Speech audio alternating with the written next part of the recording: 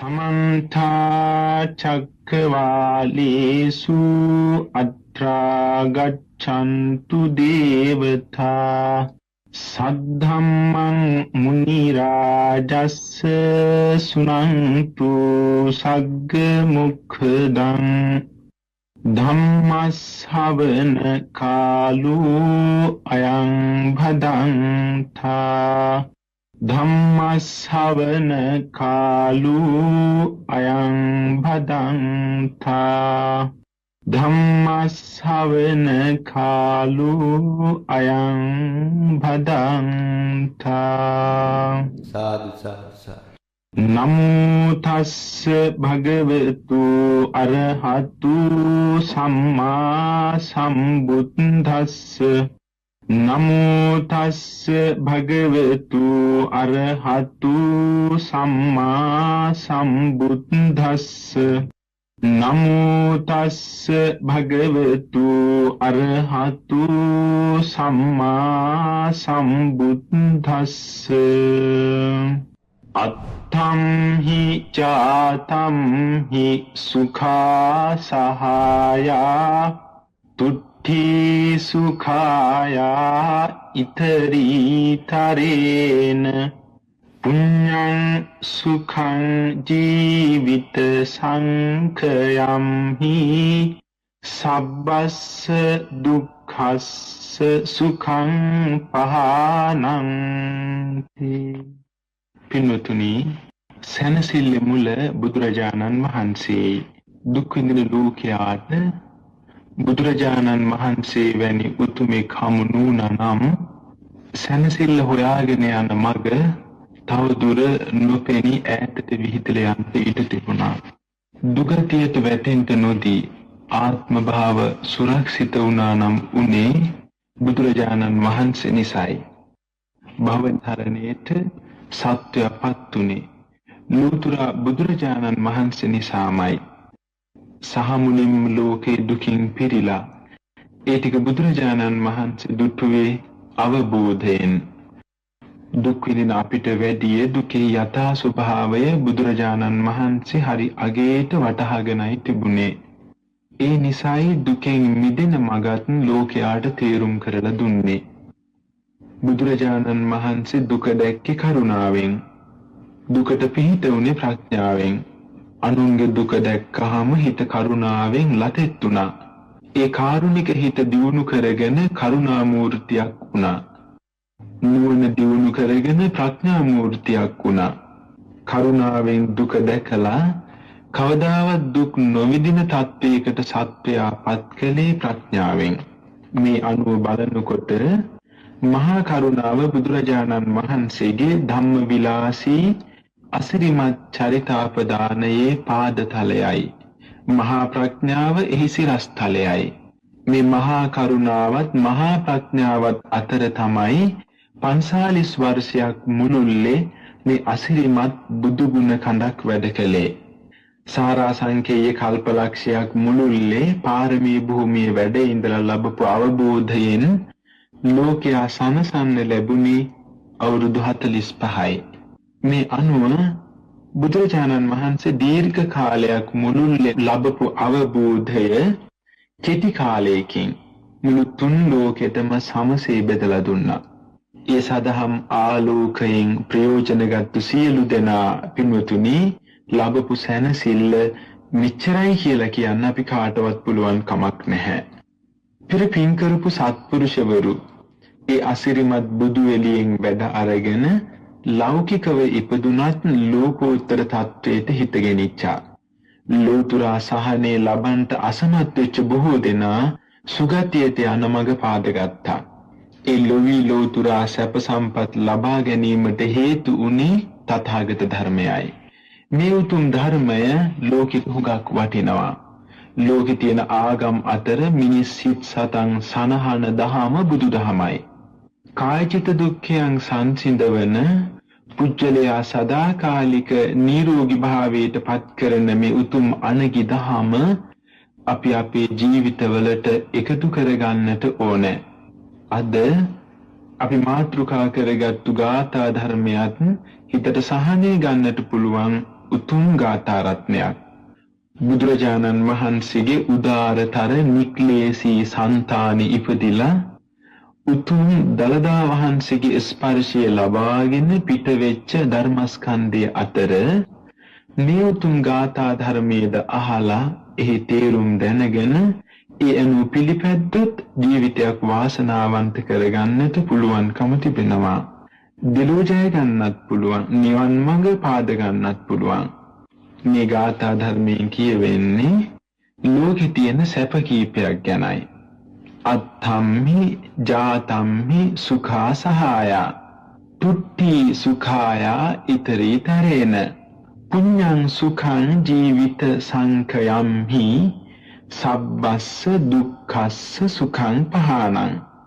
මේ ගාථා ධර්මයේ තේරුම මේකයි පින්වතුනි. පැවිදි උතුමෙකුට හරි දී පින්වතුෙකුට හරි එළඹෙන යම්කිසි කටයුතු වලදී ඒවා ඉටු කර දෙන්නට සමර්ථ වූ යහළුව සැප පිණිසය. හීන හරි ප්‍රනීත හරි ටිකක් හරි හුඟක් හරි තමන්ට ලැබිච්ච දෙයින් සතුටු වීමද සැපතක්ය. මරණාසන්න කාලයේදී සත්‍යමත් විදිහට කරපු පුණ්‍ය කර්මයේද සැප පිණිසය. පුඤ්ඤං සුඛං ජීවිත සංඛයම්හි සියලු සසර දුක් නැසන අරහත් ඵලයේද සැප පිණිසය. සබ්බස්ස දුක්ඛස්ස සුඛං පහානං. මේ කරුණු හතර ඇතුළත් මේ උතුම් ගාථා ධර්මය බුදුරජාණන් වහන්සේ දේශනා කිරීමට හේතුව මෙන්න මේකයි. එක දවසක් බුදුරජාණන් වහන්සේ කල්පනා කළා මේ දඹදිව තලයේ රජවරු ධාර්මිකව දඹදිව පාලනය කරනවා නම් කොච්චර හොඳද කියලා. බුදුරජාණන් වහන්සේගේ මේ අදහස මාරයට දැනිලා මාරයා හිතනවා බුදුහාමුදුරු රජ වෙන්න හිතනවා ඇති. රජකම ප්‍රමාදයට හේතුවක්. රජ වුණොත් මට බුදුහාමුදුරන්ව අල්ලගන්න ලේසි. ඔන්න ඔය විදිහට හිතුවා. එහෙම හිතලා මාරයා ගොහින් බුදුරජාණන් වහන්සේට සැලකරනවා භාග්‍යවතුන් වහන්සේ රාජ්‍ය කරත්වා. ස්වාමීනි මට පුළුවන් උදව්වක් දෙන්නම්. හිමාලය පර්වතයේ රත්තරන් පර්වතයක් බවට පත් කරන්න උනත් ඔබ වහන්සේට පුළුවන්කම තියෙනවා. ඒ නිසා ස්වාමීනි රාජ්‍ය කරන්න. මෙන්න මේ විදිහට බුදුහාමුදුරුවන්ට මේ මාරයා සැලකලාම බුදුරජාණන් වහන්සේ මාරයාගේ පවිතු හිතවිල්ල දැනගෙන එම්මරු තැති ගන්වන විදිහට බණ කියලා සෑහෙන අවවාදයකුත් කළා. ඒ නිමිති කොට දේශනා කරන ලද ගාථා කීපෙන් එක ගාථා ධර්මයක් තමයි මේ මාතෘකා කරගත්තේ. ඉතින් මේ ගාථාවට අනුව කටයුත්තක් උපන් කල්හි යහළුවෝ සැප පිණිසයි. තමා සතු දෙයකින් හරි යම් කිසි සතුටක් උපදිනවා නම් ඒකත් සැපයි. මරණාසන්න කාලෙදී උපදින පිනත් සැපයි, සියලු දුක් නැසීමත් සැපයි. ඉතින් මේ ගාථාවට අනුව අපි දැන් ටිකක් බලමු. අත්තම්හි ජාතම්හි සුඛා සහාය. යම් කිසි වැඩක් ඇති කල්හි යහළුවෝ සැපයි. දැන් අපි හිතලා බලන්න ඕනේ මොන වැඩද සැප පිණිස පවතින්නේ, මොන විදිහේ යහළුවෝද සැප පිණිස පවතින්නේ. දැන් පින්වතුනි නරක වැඩවලටත් යහළුවෝ එකතු වෙනවා. නමුත් ඒ එකතු වෙන යහළුවන්ගෙන් හොදක් බලාපොරොත්තු වෙන්න බෑ. ඔය නරක වැඩ කියන දේ අහලා ඉතින්නේ ඒව විස්තර කරන්න ඕනේ නෑ. ඒ වගේ දුෂ්චරිත තවත් පිරිස එකතු කරගෙන කරන්නට පුළුවන්කම තිබුණත් ඒකෙන් ලැබෙන ප්‍රතිඵලය දුකක්මයි. එතකොට කවදාවත් නරක වැඩකින් හොඳ ප්‍රතිඵලයක් ලැබෙන්නේ නැහැ. නරකෙ හොඳක් නැහැ. නරකත් නරකයි, නරක විපාකෙත් නරකයි. එතකොට නරක පැත්තට නොමඟට පිරිස එකතු කරගත්තත් ඒ වගේ ප්‍රතිඵල විසින් සැපතක් නැහැ. එතන දුකක්මයි. පටන් ගැනීමත් දුකයි, මැද්දෙත් දුකයි, අන්තිමටත් දුකයි. තමන්ට විතරක් නෙමෙයි අනුන්ටත් දුකයි. නරක වැඩත් නරක වැඩට එකතු වෙන යහළුවොත් මෙලොවත් දුක් විඳිනවා, පරලොවත් දුක් විඳිනවා. පව් කියන දේ කරනකොට බොහොම මිහිරි, නමුත් විපාක විඳිනකොට මිහිරි නෑ. මදුවා මඤ්ඤති බාලෝ යාව පාපන්න පච්චති යදාච පච්චති පාපං අත බාලෝ දුක්ඛං නිගච්ඡති. අරලුවද සංග්‍රහවෙත් තියෙන්නේ කරන කලට පව් මීරිය මීසේ, විඳින කලට දුක් දැඩි වෙයි ගිනිසේ. ඔය තත්ත්වයේ නොමඟට හැරිච්ච අයටයි. ඒ අයට එකතු වෙන සහායකයින්ට භයානක විදියට දුක්වලට මුහුණ දෙන්න වෙනවා. වැරදි වැඩවලට එකතු වෙන අයට. නමුත් හොඳ යහපත් උතුම් වැඩවලට එකතු වෙන යහළුවෝ මෙලොවත් සැප සලස ගන්නවා, පරලොවත් සැප ලබා ගන්නවා. යහපත් වැඩවලට එකතු වෙන හැමෝටම ඒ යහපත නිසා උපදින පින බෙදලා යනවා. මේ ගාථාවේ මුල් පදයේ අනුව පැවිදි උතුමෙකුට නම් තම උතුම් ජීවිතයෙහි බලපාන සිවුරු මැසීම්, පාත්‍රා පිළිස්සීම්, ওই ශාසනික වශයෙන් අධිකරණ සංසිඳීම් ආදී කටයුතු වලදී තම සහායක පැවිදි උතුමගේ ඇසුර ලබා ගන්නට පුළුවන්. ඒක සැප පිණිසයි පවතින්නේ. ගිහි පින්වතුන්ට නම් සීසාන් කුඹුරු ගොවිතැන් කටයුතු වලදී වහලක් කොවිල්ල ගන්න, ඒව තනියම කරන්න බෑ. කාගෙත් උදව් ඕන කරනවා. ඒ වගේම ඔය ලිඳක් කිහ ගන්න හිතවත් සහාය පිරිසකගේ ඇසුර ඕනේ. ඒ ඇසුර සැප පිණිසයි. මෙතන අත්තම්මි කියන්නේ කිසියම් කටයුත්තකට. කටයුතු කියන එක තවත් විස්තර කළොත් දැන් ජීවිතයේ මුහුණ දෙන යම් යම් අවස්ථා තියෙනවානේ. ඒව සමහර විට සම්පත් වෙන්නත් පුළුවන්, විපත් වෙන්නත් පුළුවන්. ওই සම්පත් විපත් දෙක පිළිබඳව එළඹ සිටි කටයුතු අනේකට කියනවා අත්තම්හි. සහාය සුඛා කියන්නේ යහලෝ සැපවෙත්. ඒ කියන්නේ සම්පත් වලින් නැගී හිටපු කාලේ. සම්පත් වලින් ටිකක් හිස ඔසවලා හිටපු කාලේ. කිසියම් දියුණුවක් ලැබපු කාලේ. ඒ සම්පත් වඩා තර කරන්න යම් කිසි යහළුව පිරිසක් මඟ සලසනවා නම් අන්න ඒ අය සැප පිණිස පවතින යහළුවෝයි. අනේ ටික හොඳට හිතට ගන්නට ඕන දෙයක්. ඊළඟට ඔන්න අපි හිතමු නොයනාගේ විපත්තියක් ආවා. ජීවිතය කියන එක බලාපොරොත්තු රහිත සිද්ධි වලින් පිරෙන දෙයක්. ජීවිත මාගේ නොයෙක් ප්‍රශ්න තියෙනවා. කඳු හෙල්, තැනි තලා තියෙනවා, ගිරි දුර්ග, වන දුර්ග වගේ දේවලුත් ඔය ජීවිත මාගේ තියෙනවා. කොහොම හරි ජීවිතේ හරහා එන ප්‍රශ්නවලදී හොඳ කෙනෙක් විපතට වැටුනහම අර යහළුව කට්ටිය එකතු වෙලා අර යහළුවව විපතින් ගොඩ දමනවා. අමාරු වැටෙනකම් බලාගෙන ඉන්නේ නැහැ. පුළුවන් උත්සාහයකින් ජීවිතයට පිහිට වෙනවා. අන්න ඒ වගේ වෙලාවකට පිහිට වෙන යහළුවොත් සැප පිණිසයි. දැන් අපි ටිකක් හිතලා බලමු. ඔය යහළුව කියන්නේ ආශ්‍රය නේද? ලෝකේ කාටවත් තනිව ජීවත් වෙන්න බෑ. කවුරු කෙනෙක් ඇසුරට ඕනේ. සම්පත්තියට හරි විපත්තියට හරි මුල් වෙන කාරණා අතර ආශ්‍රය ප්‍රධානයි. යා යුතු නොයා යුතු මග, කල යුතු නොකල යුතු දේ, හල යුතු නොහල යුතු පැත්ත අවුල් වෙන්නෙත් නිරවුල් වෙන්නෙත් ආශ්‍රය නිසායි. ඊටාම වටින ජීවිත ලස්සන පාරේත් අවලස්සන පාරේත් ගමන් ගන්නේ ආශ්‍රය නිසායි. තමන් විහිම්ම තමන්ගේ ආශ්‍රයයට ගැලපෙන තැනැත්ත කවුද කියලා හිතාමතා ගන්නට ඕනේ.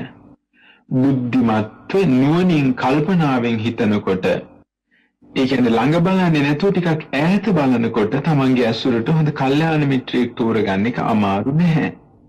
සමහර විට ඔය වාසියට ලාභයට එකතු වෙන යහළුව සැප පිණිස හේතු වන්නේ නැහැ.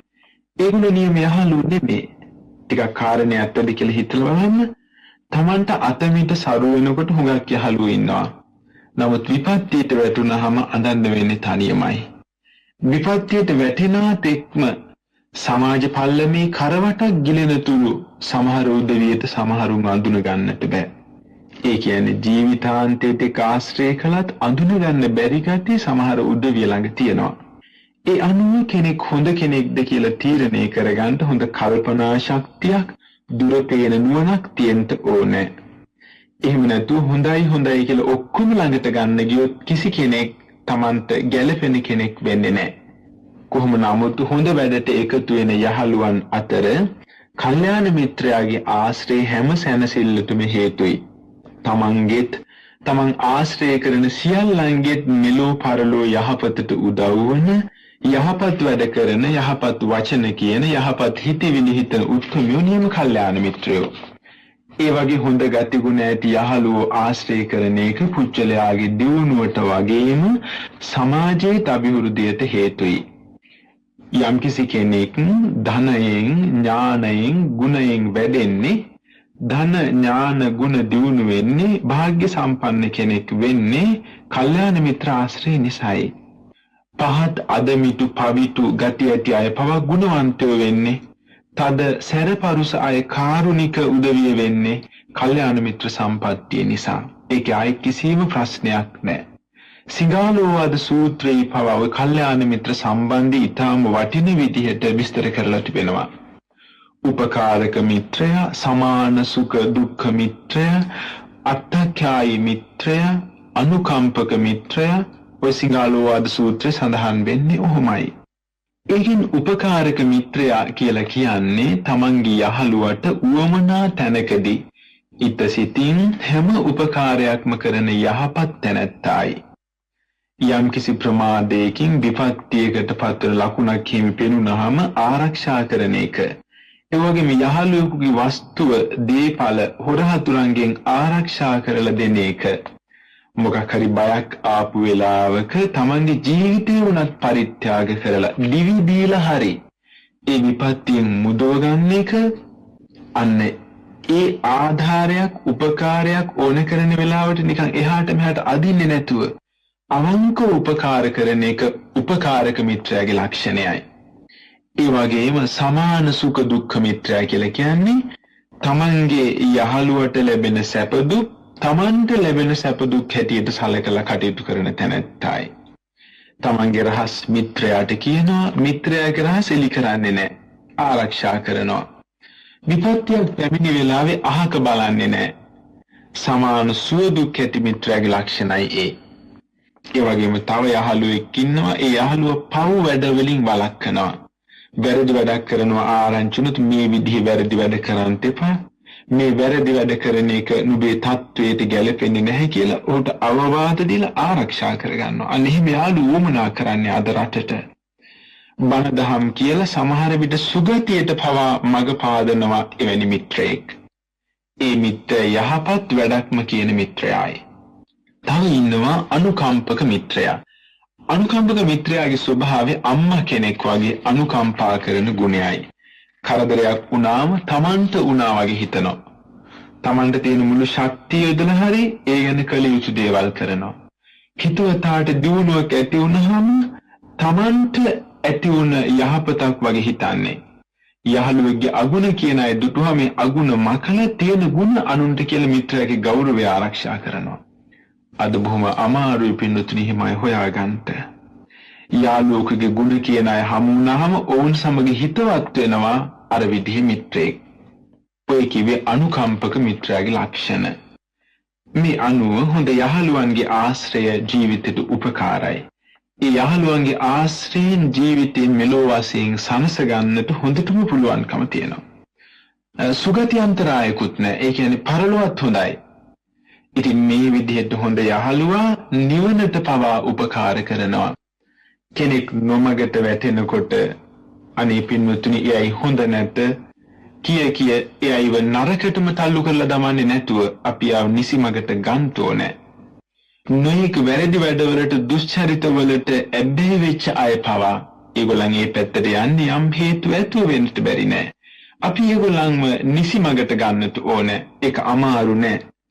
වැරද්ද හැටියට තේරුම් කරලා දීලා යහපත හැටියට දකින නුවණ අවබෝධයෙන් ලංකොලොත් අපි සමහර විට ඒගොල්ලන්ට අවබෝධ කළොත් අපි කාටත් පරලොවක් තියෙනව නේද කියන කාරණේ අන්න එහෙම අවස්ථාවල අර විදිහේ පුච්චලයක් යහමගට ගන්න එක එච්චර අමාරු කාරණයක් වෙන්නේ නැහැ. නරකයි කියලා සම්මත අය හොඳ අය කරගන්නට හොඳ අයගේ ඇසුර නිවන් දකින්නකම් පවත්ව ගන්නට කරුණාව, මෛත්‍රිය හා ඥාන මුලයේ තියෙන කොයි කාටත් පුළුවන්කම තියෙනවා.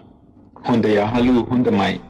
හොඳ වැඩට එකතු වෙන යහළුවෝ සැප පිණිසමයි පවතින්නේ. ඒ මානසික සැප උසස් ලෙසම ලබා ගන්නට පුළුවන් එවැනි ආශ්‍රයකින්. ඒ අනුව නොකරපු පින්කම් කරන්න, නොවැඩූ ගුණ වඩන්න, නොදුන් දන් දෙන්න, නොඇසූ බණ අහන්න, නොරැකපු සිල් රකින්න උපකාර වන්නේ හොඳ යහළුවෝමයි.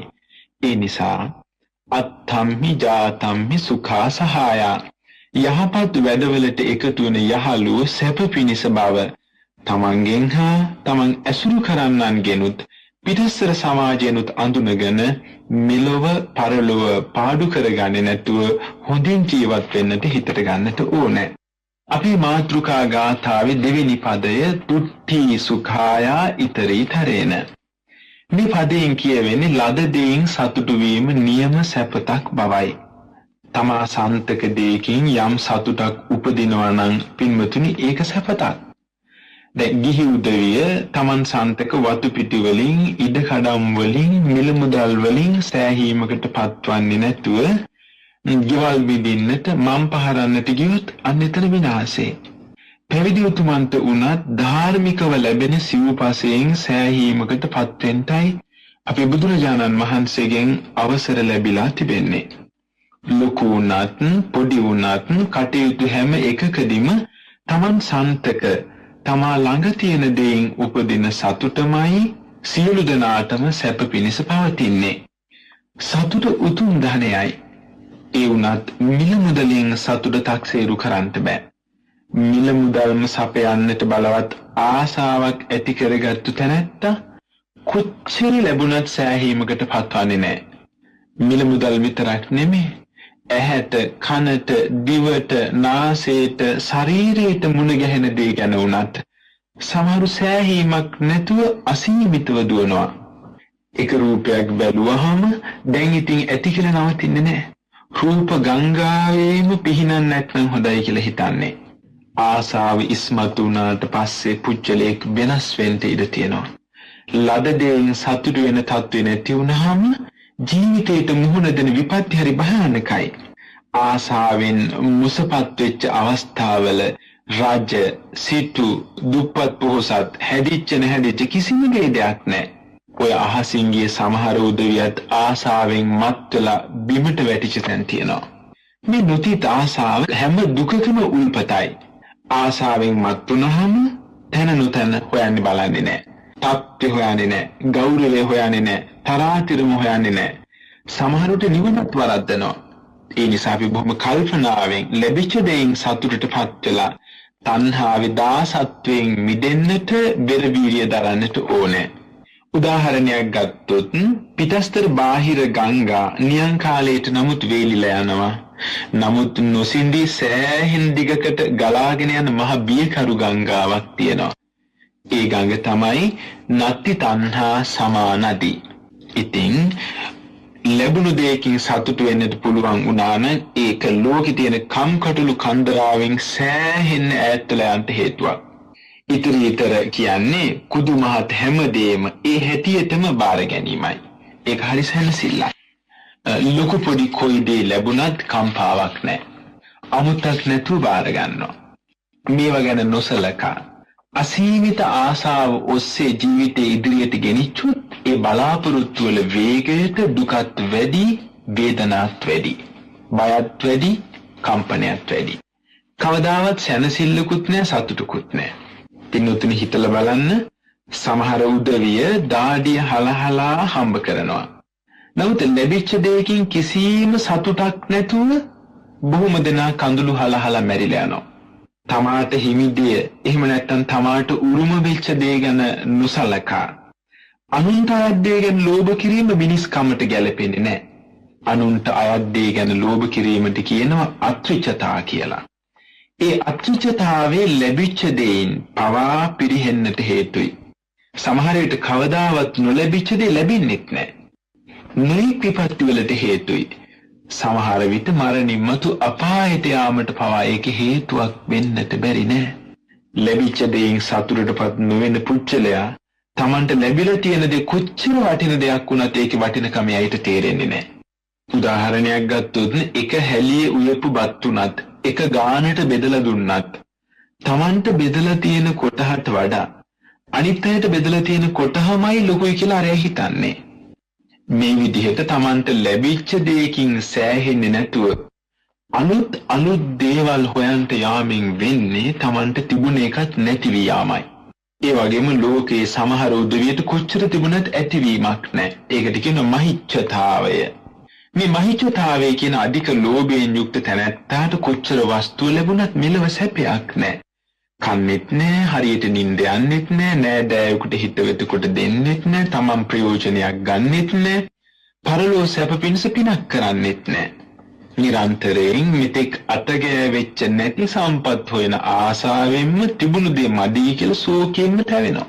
මේ විදිහට මෙලෝ වශයෙන් තැවෙනවා, මරණින් මත්තේ තපායට යනවා. ලැබිච්ච පමණින් සතුටු වෙලා සන්තුෂ්ටි ගුණයෙහි පිහිටලා ජීවත් වෙනවා නම් අන්න ඔහු සැප ඇති කෙනෙක් කියලා හිතන්නට පුළුවන්. ආසාව උපදින වස්තු සපේලා පින්වතුනි කොයිම කාලයකවත් කිසිම කෙනෙකුටවත් පිරිච්ච බවක් දකින්න බෑ. ඒක හොඳට හිතට ගන්නට ඕන දෙයක්.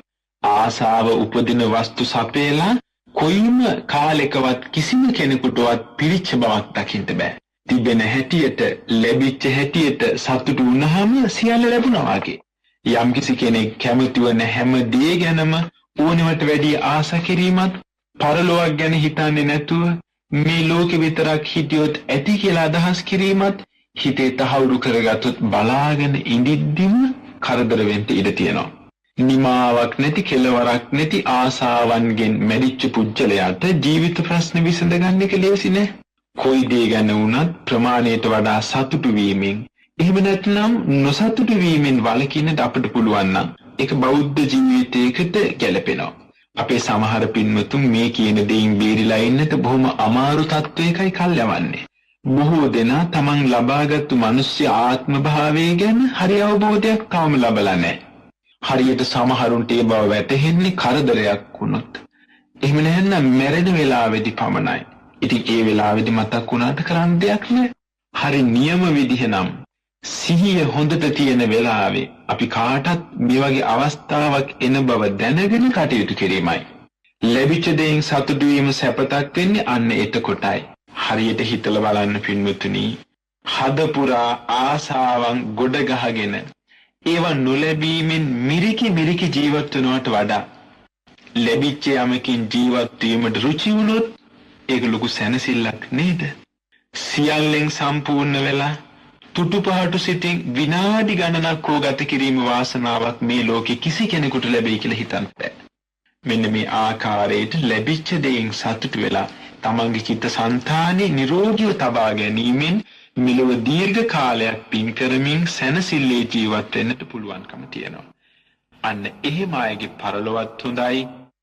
නිවන් මඟ පෑදෙන්නේ අන්න එවැනි ගුණ වලින්මයි. ඊළඟට අපේ මේ තුන්වෙනි කාරණය ගාථාවේ සඳහන් වෙන පුඤ්ඤං සුඛං ජීවිත සංඛයම්හි. ජීවිත සංඛයම්හි කියන්නේ ජීවිතය පිළිබඳ ආයුෂ ගෙවෙන්නට පැමිණි කාලයයි. වෙන විදිහකට කියනවා නම් කල් වයස් ගත වෙලා මහලු වෙලා මරණයට ලංව සිටි කාලයයි. මරණය ලං වෙච්ච වෙලාවේ තමන් කරපු පින සිහි වුණොත් ඒ පින මතු භවයට සැප පිණිස පවතින බවයි පුඤ්ඤං සුඛං ජීවිත සංඛ්‍යාම්මි කියලා කියන්නේ. ඒකේ තේරුම අවසාන වේලාවේදී, ඒ කියන්නේ සැක සහිත වේලාව නෙමෙයි අවසාන වේලාව කියන්නේ. ඔය මැරෙන වේලාවේදී, මරණාසන්න වේලාවේදී අන්තිමට සිහිවන පින සැප පිණිසමයි පවතින්නේ. පින හරි පුදුම විදිහට වැඩ සිද්ධ කරන දෙයක්. පින කියන්නේ පින්වත්නි හොඳට හිතලා බලන්න, මනුෂ්‍ය సంతානේ බලපාන සුද්ධ බලවේගයයි පින කියලා කියන්නේ. පුනාතිති පුඤ්ඤං, පිනවාලන්නේ පිනයි. පින ඒ කියන්නේ කුසලයේ සැප පිණිසයි හැමදාම පවතින්නේ. පරමාර්ථයක් තේරුමක් ඇතුව ඉදිරියට යන හැම ජීවිතයක්ම සෑහෙන පින් දහම් කළ යුතුයි. අපේ බුදුරජාණන් වහන්සේ දුන්න වටිනා උපමාවක්. දක්ෂ ලෙස මල් මාලාවල් හදන කෙනෙක් සුවඳ ඇති හොඳ ලස්සන පාට ඇති හොඳ මල් තෝරලා හොඳ හැඩයට මල් දැම් ගොතලා මල් මාලා ගොතලා ලාභ ලබනවා වගේ ඒවං ජාතේන මච්චේන. ඒ කියන්නේ උපන් මිනිසා විහිංතින් කළ යුතුයි. එතන උපන් මිනිසා කියන්නේ පංචේන්ද්‍රයන්ගේ විකලත්වයක් නැතුව මනුෂ්‍ය ජීවිතයක් ලබාගෙන බුදු උපත තියෙන සද්ධර්මයේ පවතින කාලයක උපන් තැනැත්තයි. ඒ කියන්නේ නොකල් අටෙන් මිදිලා මනුෂ්‍ය ලෝකේ ඉපදුන තැනැත්තා. එවැනි තැනැත්තා පින් කළ යුතුමයි. පුඤ්ඤංචේ පුරිසෝ කෛරාතේ තං පුනප්පුනම් තම්හි චන්දං කෛරාත සුඛෝ පුඤ්ඤස්ස උච්චයෝ. ගාථාවේ තේරුම පින් කරන්න නැවත නැවතත් පින් කළ යුතුයි. පින්කම් ගැන කැමැත්ත දියුණු කරගත යුතුයි. මොකක් නිසාද? පින සැප පිණිස පවතින නිසායි. පින්තුනි බෞද්ධයන්ගේ පරමාර්ථය සසර සැප විඳ විඳ යාම නෙමෙයි. බෞද්ධයෙක්ගේ පරමාර්ථය භව නිස්සරණයයි. නමුත් ටිකක් හිතන්න නිවනට යනකම් සසරේදී තමන් සතු ආත්ම භාව සුවසේ පරිහරණය කරගන්නට පින් ඕන කරනවා. සුවපත් වූ ආත්ම භාව ලැබීම නිවනට අවශ්‍ය පින් කරගන්නට උපකාරයි. ඒ නිසා සැප කැමැති සත්වයෝ පින් කළ යුතුමයි. ඔය අෂ්ට දුෂ්ටක්ෂණයන්ට අහු වෙච්ච ආත්ම භාවවලදී පින් කරන්න බෑ. කල්ප 100,000 ගණන් ආයුෂ ඇති බ්‍රහ්ම ලෝකවලදී පින් කරන්න බෑ. සද්ධා බුද්ධ ආදී ගුණ වලින් තුර වෙච්ච මනුෂ්‍යාත්ම ලබාපු කාලෙදිත් පින් කරන්නට බෑ. ඒ නිසා සැප ලබන්නට පින් කරගන්නට තියෙන හොඳම කාලය නම් බුද්ධෝත්පාදයක සද්ධා බුද්ධි සම්පන්න සම්‍යක් දෘෂ්ටික මිනිසෙක් වෙලා උපන් කාලයයි. අන්න ඒක හොඳට හිතට ගන්නට ඕන, ප්‍රාර්ථනා කරන්නට ඕන. මේ තරමටවත් අපි සියලු දෙනාටම ලැබිලා තියෙන පුණ්‍ය නිධානය අපි පාලු කරගන්නට හොඳ නැහැ. ඉතින් යම් සත්වයන්ට ලැබිලා තියෙන සම්පත් දියුණු වෙලා යන්නේ පින්මුතුනි පින් බලේ තියෙනකන්. පින්මුතුන්ලාට ඒක හොඳට වැටහෙන්නට ඕන දෙයක්. පින්වල ශක්තිය හීන වෙලා යන්ත සැප සම්පත් සියල්ලම ක්‍රමයෙන් පිරිහිලා යන්ට ඉඩ තියෙනවා. සමහර විට සම්පත් කෙරෙන් තමා නැති වෙලා යනවා. පින පිරිහුණාම. එහෙම නැත්නම් තමන් හිතිද්දිම සම්පත් විනාශ වෙලා යනවා. ඒක නිසා පෙර පින් බලෙන් අත්පත් වෙලා තියෙන මෙලොව සැප පරිහරණය කිරීම පමණකින්ම සෑහීමකට පත්වන්නේ නැතුව මෙලොව සැප තහවුරු වන පිණිස නිවනට යනකම් සහනයේ පිණිස නිවනින් සදහටම සැනසෙල්ල ලබා ගැනීම පිණිස පින් කරන්නට ඕනේ. සමහර උදවියට අන්තිම කාලේ අනේ සැනසෙන්නට බෑ. මොකද තමන්ගෙන් තමන්ට ඉපදුණු සතුටක් නැහැ. උපන්නා, ඉගෙන ගත්තා, ශික්ෂාවක් කළා, අමුදරුව පෝෂණය කළා, වයසට ගියා, මැරිලා ගියා. ওই චක්‍රය අරුණාම තමන් ගැන තමන්ටම හිතලා සතුට වෙන්න පුළුවන් තත්වයක් එහෙම නැත්නම් පිනක් දහමක් සමහරු කරගෙන නැහැ. ගුණ දහමක යෙදිලා නැහැ. සමහරු ජීවිතේ හිස් කරගෙන පාළු කරගෙන ඒ වුණාට පින්වතුනි මැරෙන්න කිට්ටුව කල්පනා කරනවා. අනේ මගේ ජීවිතේ මම වරද්දගත්තා කියලා. ඔය අන්තිම කාලේ ඔය වගේ පශ්චාත්තාප වෙන්නේ හරියාකාර පිනක් කරගත්තේ නැති නිසාමයි. පින්වතුනි බොහෝ දෙනෙකුට තමන්ගේ අතීතය ගැන හිතන්න වෙන්නේ කඳුළු පිරිච්ච දෑසින්. මොකද රැස් කර කර ගියා මිසක අස් කර කර ගියේ නැහැ. සංසාරේ රඳවන බොහෝම දේවල් අස් කර කර ගොහින් නිවනට උපකාර වන පින් දහම් රැස් කර කර ගියා නම් මරණාසන්න මොහොතේදී සැනසෙල්ලක් තියෙනවා. එහෙම නැති සමහර උදවිය මැරෙනකොට අනේ භයානක විදිහට දුක් විඳිනවා. කයනුත් දුක් විඳිනවා. හිතනුත් දුක් විඳිනවා. කායික චෛතසික දෙපැත්තෙන්ම දැවෙනවා, තැවෙනවා, පිච්චෙනවා. පින්නතුනි හරි පුදුමයි. සමහර වයසට ගිහිල්ලත් මැරෙන බව වටහාගෙන නැහැ. මකාදේව රජුරෝ එක නරකසක් දැකලයි, එක ඉසකිය ගහක් පැහිලා තියනවා දැකලයි වනගත වුණේ. නමුත් අපේ ඉන්න සමහර උදවිය උණු ඉසකිය ගස් ඔක්කොම පැහිලා ගියත් මැරෙනවා කියන එක නම් හිතන්නේ නැහැ. උන්නේ කාරණේ අපි හොඳට තේරුම් අරගෙන ක්‍රියා කරන්න ඕනේ. ටිකක් හිතලා බලන්න. මරණං තන්හි ජීවිතං. අපි සියලු දෙනාම මරණ ධර්මයට ගොදුරු වෙන අයයි. තව කාලයක් යනකොට අවුරුදු 60 70ක් විතර යනකොට දැන් ඉන්න අපෙන් කීයෙන් කී දෙනාද මෙහි ඉන්නේ?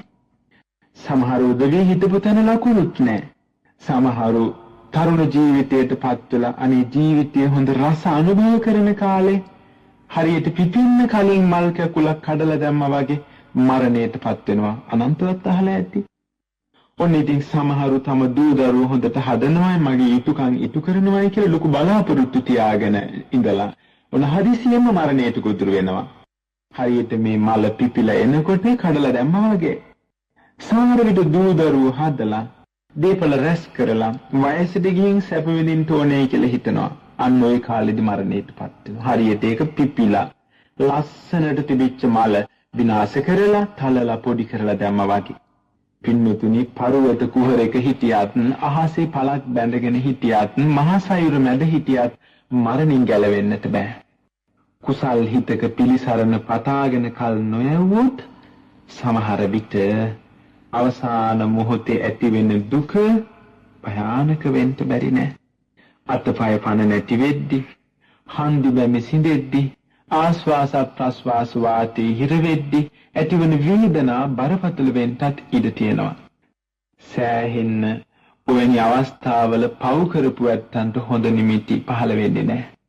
හොඳට පින් කරපු ඇත්තන්ට අන්තිම වෙලාවේදී තමන්ගේ ජීවිතයට පුරුදු කරපු හොඳ ගාත මතක් වෙන්න ඉඩ තියෙනවා. බණපද මතක් වෙන්න ඉඩ තියෙනවා. එහෙම මතක් වුණ ඇත්තෝ අනේ සාදු සාදු සාදු කියමින් අවසානයේ සැනසෙල්ල ජීවිතය ගත කරනවා. ওই විදිහට අන්තිම මොහොතේ පිනක් අරමුණු වුණොත් තරමක සහනයක් තියෙනවා මතු භවයට. ඉක්මනින්ම සසර දුක් නැති කරගන්නට හේතු වෙන පින්දහම් කිරීමමයි අවශ්‍යව තියෙන්නේ. බුදුරජාණන් වහන්සේගේ ධර්මසාරය එක්තැන් කරපු ලෝයඩ සංග්‍රහයේ ලස්සන කවියක් මේ වෙලාවේදී පින්වතුන්ලාට සිහිපත් කරන්න කැමතියි. බොහොම වටින කවියක්. ඒ කවියෙන් ජීවිතයේ සෑහෙන තේරුම් අරගන්නට පුළුවනි. ඒ කවිය මෙන්න මෙහෙමයි. බණනම් නිබෝරුය මුනිවර හින්නේ කයනම් නොතිරය අදහා ගන්නේ පනනම් තනග පිනි බිඳු වෙන්නේ පිනනම් නොපමාවම කරගන්නේ. ඔලෝවැඩ සංග්‍රහයේ කවියක්. ඔය කවියෙන් කියන්නේ බුදුරජාණන් වහන්සේලා දේශනා කරපු බණ, සත්‍යවාදී බණ, මේ ලෝකේ නියමාකාරයෙන් පෙන්눔 කරන බණ.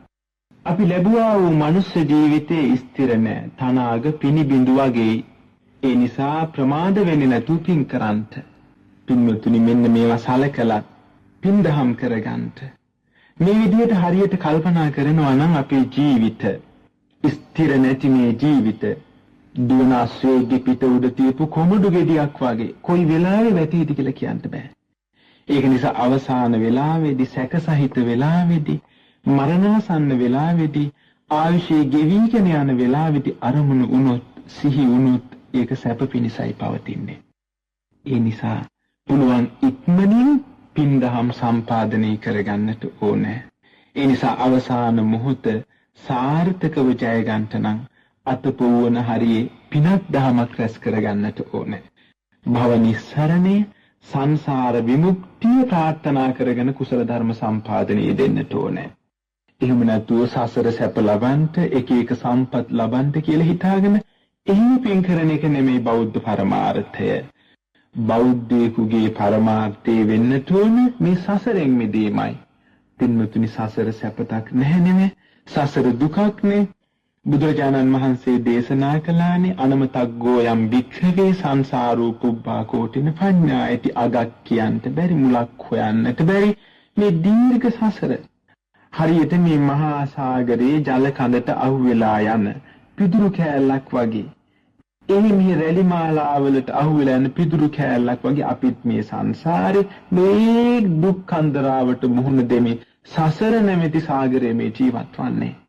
ඉතින් තව තවත් මේ ලෞකික සැපම ප්‍රාර්ථනා කරගෙන පින්කම් කරන එක නෙමෙයි අප දුවමනා කරන් ලෝතුරා සහනය ලෝතුරා සැනසෙල්ල කවදාවත් මේ සංසාරික ලෝකයේ නූපදින තත්වයේ පින්දහම් කිරීමටයි. එතනට යනකම් කරන පින්වල ආනිසංස අපිට ලැබෙනවා. නමුත් පින්දහම් කිරීමේදී අපි බලාපොරොත්තු වෙන්නට ඕන සංසාර විමුක්තියයි. කොහොම නමුත් මේ විදිහට පින්දහම් වලට අපේ సంతාන හොඳට හුරු පුරුදු වෙලා හොඳට හැද ගැහිලා යනකොට පින්වතුනි මොකද වෙන්නේ? අපට ඉබේටම අර අවසාන මොහොතේදී අරමුණු කරගන්නට සිහි කරගන්නට පුළුවන් පින් උපදිනවා. පින් මතක් වෙනවා, අරමුණු වෙනවා. අන්න ඒ නිසා අවසාන මොහොතේදී සිහියට ලං වුණොත් සැප පිණිස පවතින්නේ පින නිසා කුසල ධර්ම සම්පාදනයේ දෙන්න. ඊළඟට මේ ගාථාවේ අවසානම පදේ දැන් කාරණා තුනක් කීවා. අත්තම්හි ජාතම්හි සුඛා සහාය. තුට්ටි සුඛාය ඊතරීතරේන.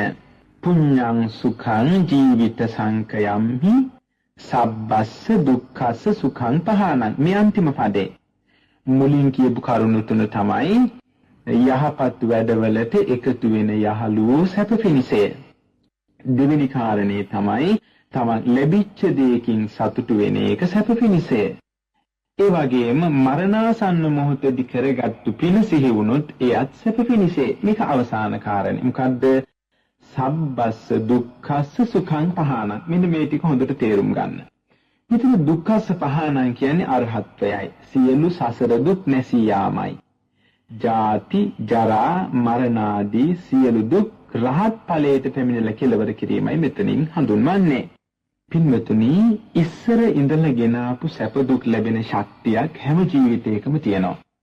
අපි සමහර වෙලාවල් වලට මේ අස්කන්නාසාදී ඉන්ද්‍රියන්ට රූප, ශබ්ද ආදී ගොදුරු වරගෙන මහා දුකක් සැපේ කියලා භුක්ති විඳින්න බලනවා. ලෞකික ලෝකයෙන් අහුල ගන්න හැම සැපක්ම පින්වතුනි නිතරම පෙරලෙන ස්වභාවයකයි පවතින. ඉස්සර ආත්ම භාව වලින් ගෙන ආපු පින නිසා උපදින සැප හෝ මොනවා හෝ ලෞකික සැප නිතරම පෙරලෙන ස්වභාවයකයි පවතින්නේ. පෙරලෙන්නේ කොහාටද? පෙරලෙන්නේ දුකටමයි. එහෙම මේ සංසිඳීම් සැපේ. සංසිඳීම් සැපේ පෙරලෙන්න දෙයක් නැහැ. ඒ නිසා සැපයි. අන්න හොඳට තේරුම් ගන්නට ඕන. ලෞකික ලෝකයේ අපි විඳින සැපේ පෙරලි දුකටම යනවා. නමුත් සංසිඳීම් සැපේ ඒක පෙරලෙන්නේ නැහැ. ඒ නිසා සැපයි. දුක් උපදවන හේතු සියල්ලම නැති කළාම අන්න එතන තමයි निराமிස සැප. අන්න ඒ නිසායි සබ්බස්ස දුක්ඛස්ස සුඛං පහනං. සියලු දුක් නැසීම සැපතක්.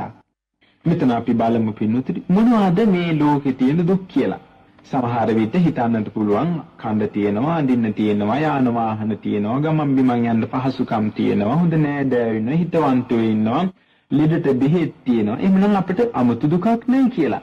නමුත් පින්වතුනි අගක් මුලක් පේන්නේ නැති මේ දුක්ඛිත සංසාර ගමනේ සැරිසැරීම් වශයෙන් අපි කොච්චර සංසාරේ දුක් විඳලා තියෙනවද? අදත් ජීවිතේ දුකක්මයි. ඉපදුන දා ඉඳලා අන්තිම මොහොත දක්වාම ලෝකේ දුකයි. පරමාර්ථයක් රහිතව මේ සංසාර ගමනේදී මෙච්චර කාලයක් අපි විඳපු දුක් මෙන්න මේ ප්‍රමාණයයි කියලා කියන්න අපි කාටවත් පුළුවන් කමක් නැහැ. අනේ ඔය බලවත් පව් කරලා සතර අපායේ වැටිච්ච සත්වයන්ට ගොඩේමක් තියනවද? මහ පොළොව සිඳිලා බියනිලා යාම පුදුමයක් නෙමෙයි. සතර අපායට වැටිච්ච සත්වයෙකුට එයින් ගොඩ එන්න ලැබුණොත් අන්න ඒක තමයි පුදුමේ පින්වතුනි. දුකින් මිදීම සැපතක්. දුකින් මිදෙනාට ලෝකෙ දුකමයි. කවුරුත් සැපයි හොයන්නේ, නමුත් හමුවන්නේ දුකමයි. ලෝකේ දුකේ පිහිටා ඇති බව සියල්ලදත් බුදුරජාණන් වහන්සේ පවා වදාළේ. වස්තුවකම තියෙන්නේ සම්භවයත් විනාශයත් අතර සිද්ධ වෙන විපරිණාමයයි. කය පෙරලි යන්නේ දුකටමයි. මේ සියල්ල දුක් බව දැනදැනත් අපි මේ සසරටම ඇලෙනවා. දුක දෙන්නේ පංචකාමයයි. හරියට හිතලා බලන්න ඇත්තද නැත්තද කියලා. පංචකාමයට සත්වයාගේ ඇති මේ ආසාව ඉවත් කිරීම අමාරුයි. නමුත් අමාරුවෙන් හරි කරන්න ඕනේ දෙයක්. ඇහැ, කන, දිව, නාසය සහ ශරීරය සතුටු කිරීම తాවකාලිකව කවුරුත් දන්නවා. හැමදෙනාම දන්නවා. නමුත් මේ භයානක නොදැනීම නිසා ඒ පැත්තටම යන්නේ. සසර ඉපදලා තින රූපාදී අරමුණු වලට ගොදුරු වන සත්වය ඒ දේවල් වල ඇලිලා උදාහරණයක් ගත්තොත් වඳුරෙක් පළදාව තියෙන ගස් වලින් මාරු වෙවි ගහින් ගහට පැන යනවා වගේ මේ සංසාර සත්‍යය මේ නොදැනීම නිසා ලැබෙන භවය ගැන සතුටු වෙන ඇලි සසර දික් කර ගන්නවා. පින්වතුනි ටිකක් හිතලා බලන්න. මේ දුක් තියෙන්නේ අපෙන් අපටම නේද? තමන්ගේම දේවල් නිසා නේද දුක් වැඩි? සාමාන්‍යයෙන් කල්පනා කරලා බැලුවොත් තමන්ගේ දරුවන්ගෙන් නේද තමන්ට කරදර? පිට දරුවන්ගෙන් කරදර තියනවද තමන්ට නැහැ? තමන්ගේ ගෙදර අයගෙන් මිසක පිට ගෙවල් අයගෙන් කරදර තියනවද? ඒත් නැහැ. තමන්ගේ දීපල වලින් මිසක පිට දීපල වලින් කරදර තියනවද? ඒත් නැහැ. මෙහෙම බලනකොට තමන්ගේ මමයේ මාගේ කියන හැඟීම වැඩි වෙන්න දුක් කරදර වැඩි. හොඳට කල්පනා කරලා බැලුවොත් පින්නතුනි මේ සංසාරයේ නැමැති කාන්තාරයේ අතරමං වල ජීවත් වුණු සත්වයාට මුහුණ පාන්නට වෙන දුක්ඛම් කොටන අනන්තයි අප්‍රමාණයි. කොටින් කියතොත් මේ මිනිස්සු ලෝකේ ජීවත් වෙන කාටත් එදිනෙදා ජීවිතයේදී මොනතරම් දේවල් වලට මුහුණ පාන්න වෙනවද? ජීවත් වීම සඳහා ආහාර පාන සොයා ගන්න ඕන, තවත් අවශ්‍ය දේවල් හොයා ගන්න ඕන. මේවා හිතේ හැටියට නොලැබෙනකොට හිතටත් පීඩා ලැබෙනවා, කයටත් පීඩා ලැබෙනවා. හැම අතින්ම සම්පූර්ණ ජීවිත ලබා ගැනීමත් ලේසි නෑ. හොඳයි ඉතින් එහෙම ලබාගෙන හිටියත් සමහර උදවියතේ සම්පත් විඳීමේ හැකියාවක් නෑ. හිතලා බලන්න. ඇතැම් අයට කායික ආබාධ, ලෙඩ දුක්, සමහරට මානසික පීඩා. තිබිච්ච සන්තෝෂය නැති වෙලා ගිහිල්ලා ඉන්ද්‍රියන් දිරා යනවා. අහුවෙනකොට කිසිම සහනයක් හිතට නැති වෙනවා. ඉතින් ඔය අතර යම්තමින් හෝ හිසෝසවාගෙන එන කාලෙක අකාලේ මිය යන්න සිද්ධ වෙනවා. උපන්දා ඉඳලා මැරෙන තෙක් අතරතුර කාලෙදි කොච්චර සිත් වේදනාවලින් පීඩාවක් නොලබා ඉන්න කිසිම කෙනෙකුට ලෝකේ හැකියාවක් නැහැ පින්වතුනි. දැන් සමහර විට උදේවරු බොහෝම සිනහමුසු මුහුණින් හිටපු එක්කෙනා හවස් කාලේ ලයේ අත්ගසමින් අඬන්න සිදු වෙන අවස්ථා අඩුවක් නැහැ. කායික වද වේදනාවන්ගෙන් අවුරුදු ගණන් සමහර විට එක තැනටම වෙලා එක ඇඳකට වෙලා ඉන්න පවා සමහරුන්ට සිද්ධ වෙනවා. ඉතින් මේවා දුක් නේද? හොඳට හිතලා බලන්න. ඔය සමහර උදවියට බලගත්ු හිත ඇවුල් ඇති වුණාම දවස් ගෙවිලා යනවා කල්පනාවෙන්. එකම තැන කල්පනා කරනවා ඉවරයක් නැහැ. මේවා ඉතින් සංසාරේ තියෙන දුක් තමයි. ජීවිතේට පොදු මේ දුක් සමූහය එනකොට සමහරු හිතන්නේ කොහොමද? මේවා ඉතින් මේ අපිට විතරයි මේවා මට විතරයි කියලා. ඒකට හේතුව පින්වතුනි, ඒ දුක්ඛම් කටළු විඳින්න මොනම කෙනෙක්වත් කැමති නැති බවයි. නොකැමැතිව සිදුවන දෙයට කවුරුත් අමනාපයි. මේ දුක් ලෝකෙ මේවයින් බේරිලා ඉන්න ලේසි නෑ. මේ අසරණ සත්වයාට මෙබඳු කරදරවලට මුහුණ දෙන්න සිදුවෙන බව බුදුරජාණන් වහන්සේ බුදුනුවණින් දැකලායි සසර දුකක් බව වදාළේ. බාහිර හේතු නිසා උපදින දුක් වගේම අපේ ජීවිතවලට බලපාන මොනතරම් දුක් කරදරකම් කටළු තියෙනවද? ඉපදීමේ දුක තියෙනවා, ලෙඩවීමේ දුක තියෙනවා, වයසට යාමේ දුක තියෙනවා. එතකොට මරණයටපත් වීමේ දුක, අකමැති අය එක්ක එකතු වෙන්න වෙන, කැමැති අය බලාගෙන ඉඳිදී අපෙන් අයින් වෙලා යනවා. හිතපු පතපු දේවල් ඔක්කොම ඈත් වෙලා යනවා. එහෙම වෙනකොට සම්පූර්ණයෙන්ම මුළු මහත් ලෝකෙම දුකක්මයි. මේ කියන දුක් කඳෙන් ඈතර වෙන්නට නම්, ඒ කියන්නේ මේ සංසාරේ තියෙන භයානක දුක් කඳෙන් ඈතර වෙන්නට නම් ලෝතර බුදුරජාණන් වහන්සේ දේශනා කරපු පිරිසිදු ධර්මයේම පිහිට අපි ලබා ගන්නට ඕනේ. ජාති ජරා මරණ ආදී දුක් කඳින් නිදහස් වෙන්නට බුදුරජාණන් වහන්සේ පෙන්වපු යහපත් ක්‍රියා මාර්ගය ඇත්ත වශයෙන් පිණුතුනි ශාන්ති මාර්ගයක්, විරාගික දර්ශනයක්. මෙච්චර කාලයක් සසර රැඳී සිටින්න සිදු වෙලා තියෙන්නේ සත්ව සංතානේ පවතින රාග ආදී කෙලෙස් ධර්ම නිසායි. කෙලෙස් සහමුලින් නැති නොකර දුක් නැති කරන්න බෑ.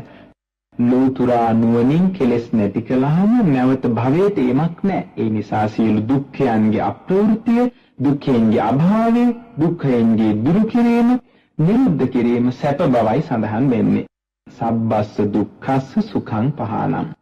කෙලෙස් සහමුලින් නැති කරලා විමුක්තියට පැමිණෙන්නට නම් සීල සමාධි ප්‍රඥා කියන ත්‍රිශික්ෂා ධර්මයන් තමන්ගේ సంతානෙ උපදවා ගන්නට ඕනේ. ඒ බව බුදුරජාණන් වහන්සේගේ පැහැදිලි ඉගැන්වීමක්. තථාගත ධර්මයේ කියන්නේ විසුද්ධි මාර්ගයක්. බාහිර අභ්‍යන්තර වශයෙන් පිරිසුදු වීමේ උතුම් වැඩපිළිවෙලක්. සංසාරික වශයෙන් ජීවිතයට මුහුණ දෙන හැම දුකක්ම සංසිඳවාලන්ත උවමනා කරන්නේ හිතේ පිරිසුදු බවයි. මේ බව බුදුරජාණන් වහන්සේලා ලෝකෙට දේශනා කරනවා. සියලු පව් නොකිරීම, සියලු කුසල් කිරීම, හිත පිරිසුදු කිරීම බුදුරජාණන් වහන්සේලාගේ අනුශාසනාවයි.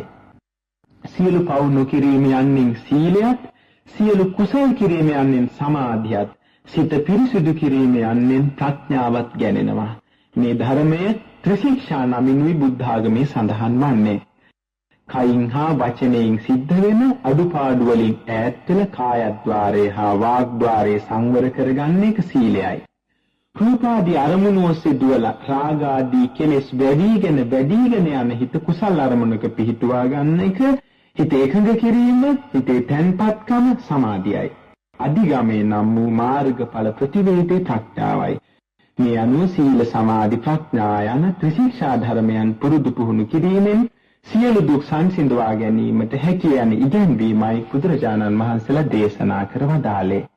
මුලින් සඳහන් කළ මාතෘකා ගාථාවට අනුව අත්තම්හි ජාතම්හි සුඛා සහායා පුත්ති සුඛායා ඊතරීතරේන පුඤ්ඤං සුඛං ජීවිත සංකයම්හි සබ්බස්ස දුක්ඛස්ස සුඛං පහාන. මේ අනුව හොඳ වැඩවලට එකතු වෙන යහළු සැප පිණිසයි, ලැබුණු පමණින් සතුටටපත් වීම සැපතක්, මරණාසන්න මොහොතදී සිහි වුණ පින සැප පිණිසයි, සියලු දුක් නැති කිරීම සැපතක් කියන කරුණවලට අනුව ප්‍රකාශ කළ මේ ධර්ම කොටාසෙන් මෙලොවත් පරලොවත් ශාන්තිය සලස ගන්න. ඒ අතර ගුණධර්ම ගරුක ජීවිත ගත කරන්ට හිතට ගන්න. බුදුරජාණන් වහන්සේගේ පිරිසිදු ධර්මය කාය චිත්ත දුක්ඛයන් සංසිඳවන උතුම් වූ ධර්මයක්. කවදාවත් අපි ලබලා නුපුරුදු සැපතකට පත්වන තුරු අපට සැනසෙල්ල නැහැ. ඒ සැනසෙල්ල අපට ලැබෙන්නේ විරාගික නිරාමිස දැහැමි සුවය දනවන ලෝතුරා බුද්ධ ධර්මයෙන් පමණයි. ඒ මග යාමට ඔබ අප කාටත් තුනුරුවන්ගේ සරණින් ශක්තිය ලැබේවා කියලා ප්‍රාර්ථනා කරන්ට කැමැතියි. තුනුරුවන්ගේ සරණින් සියලු සැනසෙල්ල උදා වේවා. ධර්ම ශ්‍රවණානිසංස බලයේ හේතු කොටගෙන සියලු දෙනාම උතුම් වූ නිර්වාණ අවබෝධය ප්‍රාර්ථනා කරන්න. ආකාසට්ඨා ච භුම්මට්ඨා දේවානාගා මහිද්దికා පුඤ්ඤන්තං අනුමෝදිත්වා චිරං රක්ඛන්තු ශාසනං. ආකාසට්ඨා ච භුම්මට්ඨා දේවානාගා මහිද්దికා පුඤ්ඤන්තං අනුමෝදිත්වා චිරං රක්ඛන්තු දේශනං. ආකාසට්ඨා ච භුම්මට්ඨා දේවානාගා මහිද්దికා පුඤ්ඤන්තං අනුමෝදිත්වා චිරං රක්ඛන්තු මං පරන්ති. ධර්ම ශ්‍රවණානි සංසබලේ හේතු කොටගෙන හැම දිනාතම උතුම් වූ නිවන් සුවයම වේවා.